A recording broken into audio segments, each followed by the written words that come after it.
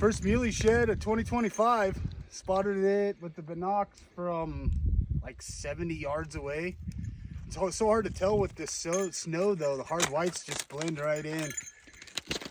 It's a It looks like a giant. It's hard to tell. it damn near looks like an elk from here. It's big. It's big, dude. Oh, it's got deep forks. Oh, look at that back fork. It looks It's huge. got deep forks, man.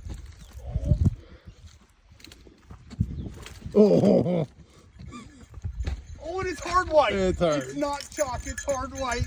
yes. Look at that.